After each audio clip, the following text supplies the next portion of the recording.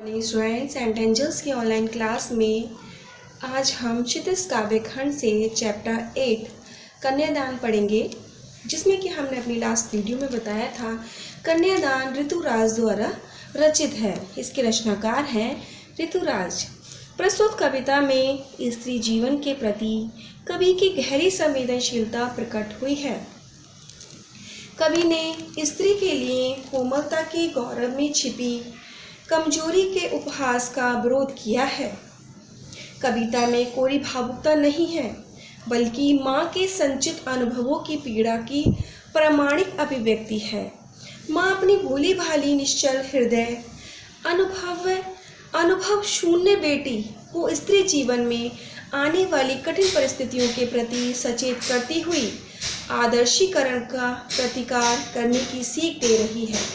इस कविता में स्त्री जीवन को दुख में बनाने वाली कुरीतियों प्रतिकार करने की सीख दे रही है। इस कविता में स्त्री जीवन को दुख में बनाने वाली कुरीतियों को भी उजागर किया गया है। तो इस प्रकार हमने अपने फर्स्ट काव्यांश में आपको बताया था कि प्रस्तुत कविता में कन्यादान के समय माँ अपनी बेटी को स्त्री के परंपरागत आदर्श माँ के संचित अनुभवों की पीड़ा की प्रामाणिक अभिव्यक्ति हुई है।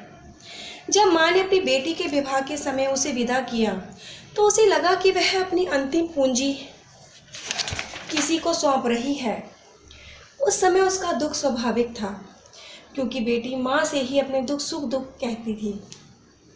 माँ दुखी इसलिए थी क्योंकि उसकी अपने सुख दुख की बात कहती है। माँ दुखी इसलिए थी क्योंकि उसकी पुत्री अभी बहुत सियानी नहीं हुई थी। उसमें संसार की चालाकी को समझने की शक्ति नहीं थी। उसे ससुराल पक्ष की कठोर सच्चाइयों का और पुरुष प्रधान समाज के बंधनों का ज्ञान नहीं था।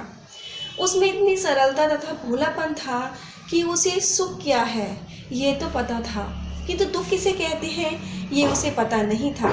वह तुकों और लय से बंधी काव्य पंक्तियों को पढ़ना जानती थी। आशय यह है कि उसे विवाह के केवल सुरीले और मोहक पक्ष का पता था। वह केवल काल्पनिक सुखों में जीती थी। तो इस प्रकार फर्स्ट काव्यांश में आपने जाना, पुनरावृत्ति करते हुए आपने जाना कि किस प्रकार यहाँ पर कवि ने माँ के बेटी के प्रति अपने जो विचार थे वो व्यक्त किए। अब देखिए सेकंड काव्यांश में यहाँ पर कवि क्या कहना चाहते हैं। माँ ने कहा पानी में झांककर, माँ ने कहा पानी में झांककर अपने चेहरे पर मत रीझना। आग रोटियां सेकने के लिए है, जलने के लिए नहीं। वस्त्र और आभूषण शाब्दिक भ्रमों की तरह बंधन है स्त्री जीवन के। माँ ने कहा लड़की होना पर लड़की जैसी दिखाई मत देना। तो यहाँ पर रीझना से तात्पर्य है प्रसन्न होना। आभूषण सभी जानते हैं गहने, शाब्दिक भ्रम से तात्पर्य है शब्दों का भ्रम, फैलाया गया कोई संदेह, बंधन बेड़ियां या रुकावटें। तो यहाँ पर प्रस्तुत काव्यांश में यहाँ पर कवि कहना कि प्रस्तुत काव्यांश में माँ अपनी बेटी को स्त्री के परंपरागत आदर्श रूप से हटकर सीख देते हुए कहती है कि माँ ने कहा पानी में झांककर, कहती है कि बेटी जब तुम पानी में देखो तो अपने सौंदर्य पर प्रसन्न होने लगना, अपने सौंदर्य पर मत प्रसन्न होने लगना। अपने चेहरे पर मत रीझना मतलब अपने रूप पर प्रसन्न मत होना। आग रोटियां सेकने के लिए है, जलने के लिए नहीं। कहने का तात्पर्य है कि बेटी तुम पानी में देखो, अपने सौंदर्य पर प्रसन्न मत होना, साथ ही आग से भी सावधान रहना। जिससे रोटियां सेकी जाती हैं वह आग जलाने का कार्य भी करती है। अतः अपने जीवन के प्रति सदा सचेत रहना। वस्त्र और आभूषण शाब्दिक भ्रमों की तरह बंधन है। इतना ही नहीं, माँ अपनी बेटी को आभूषण के प्रति स्त्री मुंह की कमजोरियों की सच्चाई का ज्ञान कराते हुए यह भी कहती है कि तुम वस्त्रों और आभूषण के मुंहों में मत पड़ना।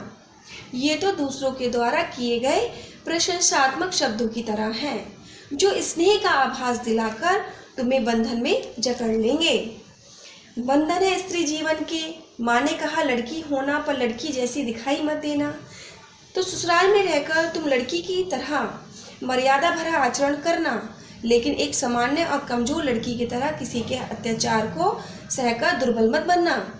तुम हमेशा अपने प्रति होने वाले अत्याचार एवं शोषण का साहसपूर्वक विरोध करना, ताकि लड़की को भी कमजोर ना समझा जा सके। माँ ने अपनी लड़की को सलाह दी, तुम मन से लड़की की तरह भोली, सरल और निश्चल रहना, परंतु लोक व्यवहार में सावधान रहना। अपनी सरलता प्रकट ना होने देना, वरना लोग तुझे मूर्ख बनाकर तेरा शोषण करते रहेंगे। तो इस प्रकार एक बार फिर से पुनरावृत्ति करते हुए अर्थ को ध्यानपूर्वक समझिए। प्रस्तुत कविता में माँ अपनी बेटी को स्त्री के परंपरागत आदर्श रूप से हटकर सीख देते हुए कहती है कि बेटी, जब तुम अब पानी में देखो तो अपने सौंदर्य पर प्रसन्न मत होने लगना, साथ ही आग से भी सावधान रहना। जिस आग से रोटियां सेकी जाती हैं वही आग जलाने का भी कार्य करती है, अतः अपने जीवन के प्रति सदा सचेत रहना। इतना ही नहीं, माँ अपनी बेटी को आभूषणों के प्रति स्त्री मोह की कमजोरी की सच्चाई का ज्ञान कराते हुए कहती है कि तुम वस्त्रों आभूषण के मोह में मत पड़ना। ये तो दूसरों के द्वारा किए गए प्रशंसात्मक शब्दों की तरह हैं, जो स्नेह का आभास दिलाकर तुम्हें बंधन में जकड़ लेंगे। ससुराल में रहकर क्या कहना चाहते हैं कि ससुराल में रहकर तुम लड़की की तरह मर्यादा भरा आचरण तो करना, लेकिन एक सामान्य और कमजोर लड़की की तरह किसी के अत्याचार को मत सहना। तुम हमेशा अपने प्रति होने वाले अत्याचार एवं शोषण का साहसपूर्वक विरोध करना, ताकि लड़की को भी कभी कमजोर न समझा जा सके, ताकि लड़की को भी कभी कमजोर या निर्बल न समझा जा सके। माँ ने अपनी लड़की को सलाह दी, तू मन से लड़की की तरह भोली, सरल और निश्चल रहना, परंतु लोक व्यवहार में सावधान रहना। अपनी सरलता प्रकट न होने देना, वरना लोग तुझे मूर्ख बनाकर तेरा शोषण करते रहेंगे। तो इस प्रकार यहाँ पर कवि कहना चाहते कि एक स्त्री को सौंदर्य का प्रतिमान बनाकर उसकी प्रशंसा करके उसकी इच्छा अनुसार मानसिकता एवं विचारों में डालने की कोशिश पुरुष समुदाय द्वारा की जाती है। वास्तव में ये एक सामंतवादी दृष्टिकोण है, जो स्त्रियों के मामले में सिर्फ उसके सौंदर्य तक ही सीमित रहता है। सौंदर्य उन्मुक्त होता है, स्वतंत्र होता है, तथा स्त्रियों के लिए भी उतना ही सही है जितना कि पुरुषों के लिए।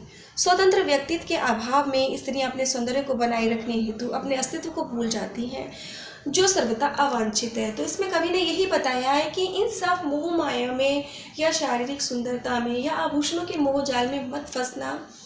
अपने को एक अंदर से एक मजबूत बनाना, जिससे कि कोई तुम्हें असहाय व मजबूर ना समझे और तुम्हारा शोषण ना करे। तो इस प्रकार प्रस्तुत काव्यांश के अर्थ को ध्यानपूर्वक समझकर उनके प्रश्नों के भली भांति उत्तर अपनी उत्तर पुस्तिका में लिखें।